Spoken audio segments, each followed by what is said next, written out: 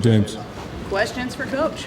James, you said back at the start of spring that you were hoping that everything would work out so you could have more of a traditional spring scrimmage. Where do you feel like you're at on that path at this point? Yeah, we got some bumps and bruises. We've had a very physical spring ball, but we expect to have more of a traditional spring game. That's where we're at right now. Is what we plan on doing. James, what have you seen from Abdul Carter and his development as a defensive end in spring ball? Yeah, as you guys all know, Abdul's very, very talented. The transition's probably gone better and faster than I thought it would. It's a different world up there. It sounds good, but it's a major difference. And he's really transitioned very, very well to it. He's been physical. He's been explosive off of the edge.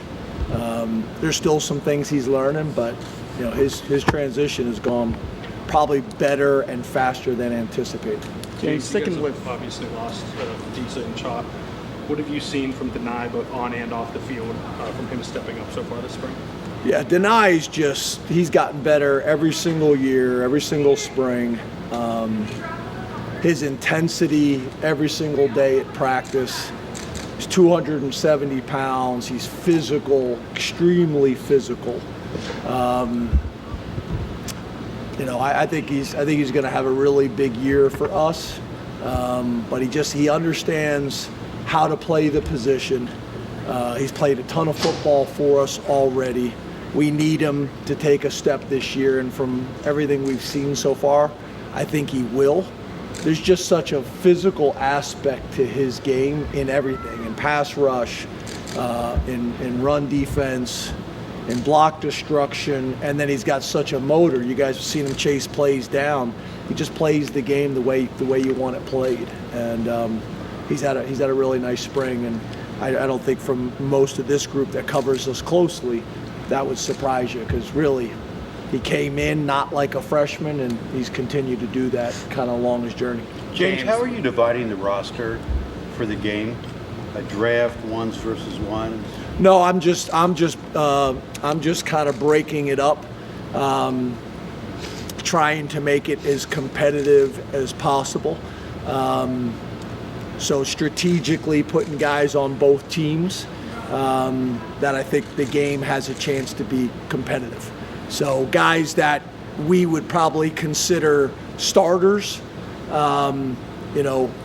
say like the way we rotate D tackles, right? There's usually at least 4 D tackles that are in our mind starters. Those guys are broken up, if that makes sense. Same thing with the corners and so on and so forth. So trying to kind of divvy it up so that you got guys that you feel like you can play in Big Ten games on either side of the ball, on either side of the ball and on either sideline. James, we haven't seen Jackson Smolik out there. There was a report a couple weeks ago that he suffered a significant injury. Can you give us an update on his outlook right now? Yeah, he's got a significant injury. Will be out for a period of time, but it is significant. That's correct. James, what was speaking? And again, I've talked to Jackson first. I won't address those or answer those questions until I've gotten permission from the kids and the families. We're going to be speaking to A.J. Harris. How have you seen him activate himself this spring? Yeah, he's been really good. I think you guys know, A.J. was a highly recruited kid out of high school. So he's come in here. He's a year older. He understands what it takes to be competitive at this level. I think he's really enjoying Penn State, the coaching staff, his teammates, the locker room. All of those things I think have been a real positive. I think he's comfortable here and is showing real consistent signs that he's going to be able to help us this year. He's kind of unusual, as physical as he is as a corner. We've been a little bit unusual at the corner position. We've had a ton of physical corners, which isn't always the case. And I think he has a chance to even expand on that even more. He's also a guy, because of how big he is and how physical he is, I think he could play in multiple positions for us. But I'm really excited to watch him and a lot of these guys that it's their first semester on campus. What will they be like in training camp after going through all this? So we're pretty excited about him. and the feedback that I've gotten from him is he's very happy to be here. James, along those lines, you were very high on Cooper Cousins before spring practice and when spring practice started. How have you seen his development, and is he going to be in position to compete for playing time as a freshman, which would be odd for an offensive lineman? Yeah, it's hard to answer the last part of your question at this stage, but I think his transition has been like a lot of guys in terms of he probably came in further ahead than most guys, and kind of skyrocketed up, and I think was getting a lot of attention and a lot of people noticing him, coaches, teammates, all that kind of stuff.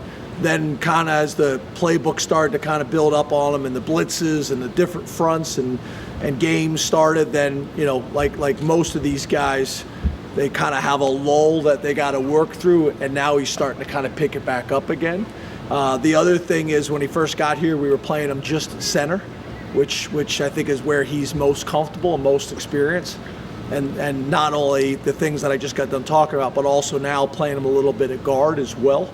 But he's, again, another guy that's done a ton of really good things this spring. And I think, you know, come fall camp, he's going to put himself in a position to compete.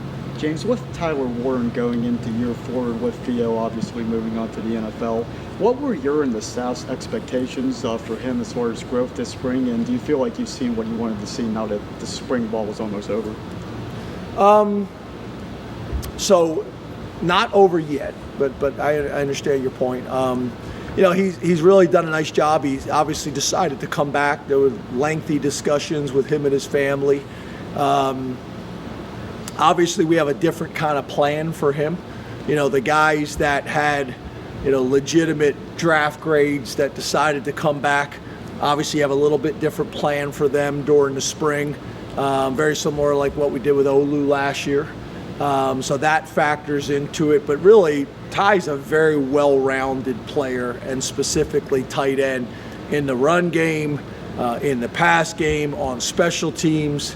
He's played a little wildcat quarterback in the past. He's done a ton of different things. So really, it's just continuing to improve all those things. And another thing that's important is that feedback we do get from the NFL clubs when we're giving them their draft grades and where they're at. We also get strengths and weaknesses.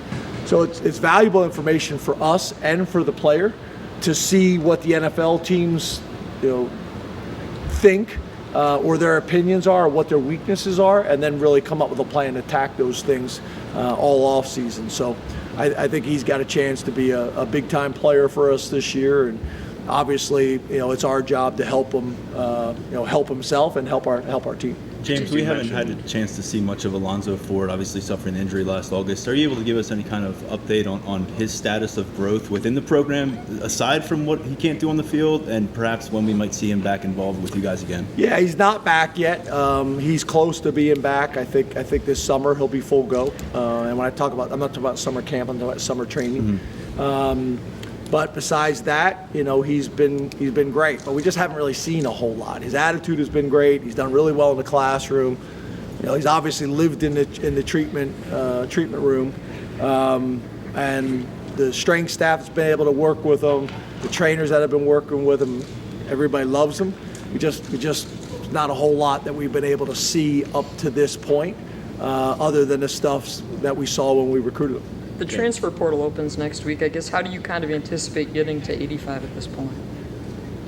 How do we anticipate getting there? Because I think you guys are probably a little bit over, maybe more so than you have been in the past. Well, you would know. At least by my math. You study it more than me.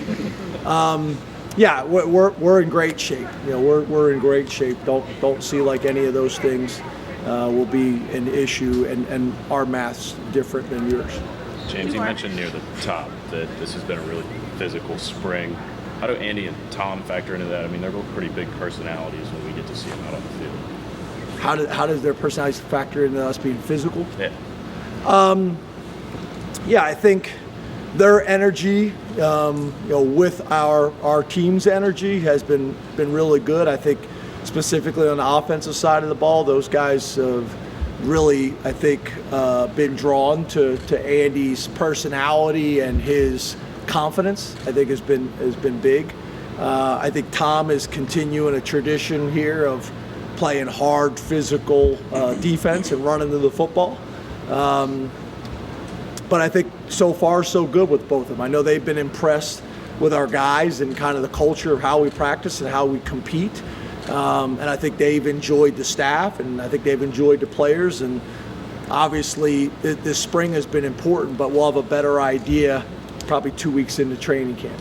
Last one. Are you guys in a situation, because across college football, this was kind of where I was getting at earlier, where collectives can kind of set aside money in terms of, hey, come here and we can make it work out in terms of, it's not technically a scholarship, but could you guys be in a situation like that, or maybe something kind of plays out differently than we've seen traditionally with the regular scholarships? Yeah, I understand the question. I appreciate the question. I'm not going to get into the details of our strategy on offense, on defense, on special teams. I'm definitely not going to talk about a collective that we don't really, obviously, control or work with in that type of way. But I understand the question. Thank you, Coach. Thank you.